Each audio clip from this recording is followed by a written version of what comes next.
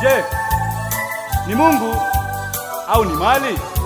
Luka sura ya 18 mstari wa 18 hadi 29 ni kisa muhimu cha kujifunza katika kizazi hiki. Jinsi ilivyo hatari kushikilia vibaya mibaraka Mungu anayoitoa. Ni kisa cha tajiri aliyependa mali zaidi kuliko ushauri wa Bwana, ambaye ndiye mtoaji wa mali. Tajiri kamwendea Yesu, kamwambia nifanye nini nipate kurithi uzima milele?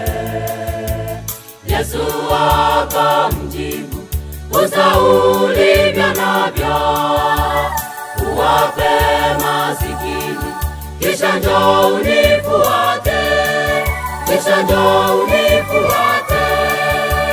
Nikiwa naye Yesu, mimi ni tajiri milele.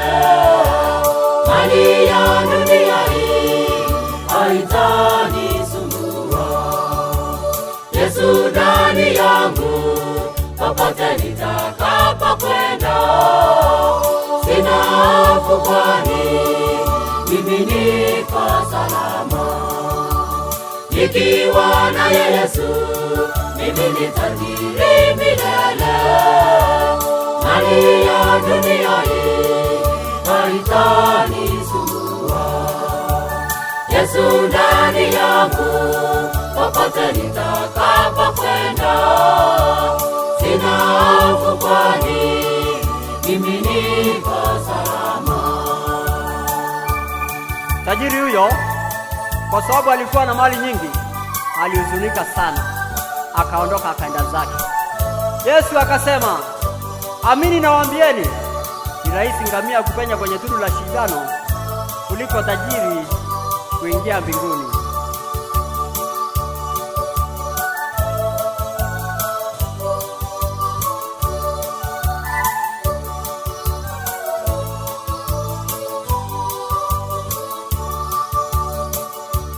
Kupenda mali ni hatari, kutawazuia wengi kuweza kuyatimiza mapenzi ya Bwana.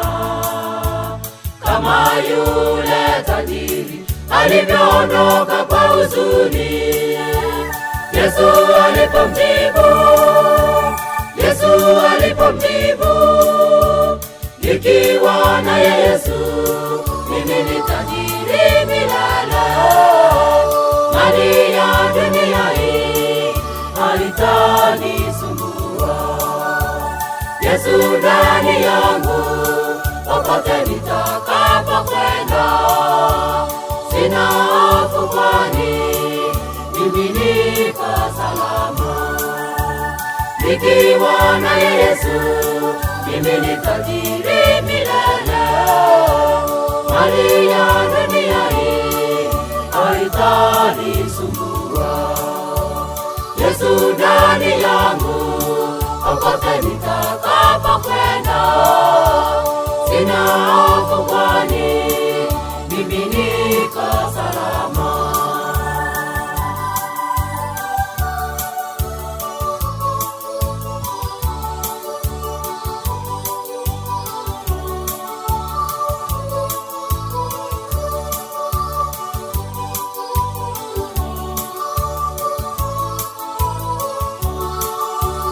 Nikiwa naye Yesu, mimi ni tajiri milele.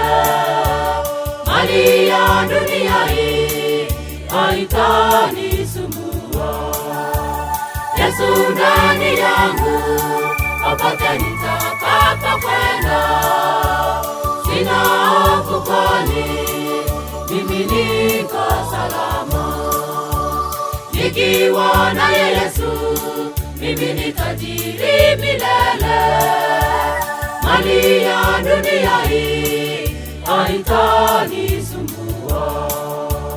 Yesu ndani yangu, popote nitakapokwenda, sina hofu kwani mimi niko salama. Njoo kwake Yesu, uzima milele uko kwake. Fahari ya dunia hii ni ya muda mfupi. Njoo kwake Yesu, uzima milele ukapate. Fahari ya dunia hii ni ya muda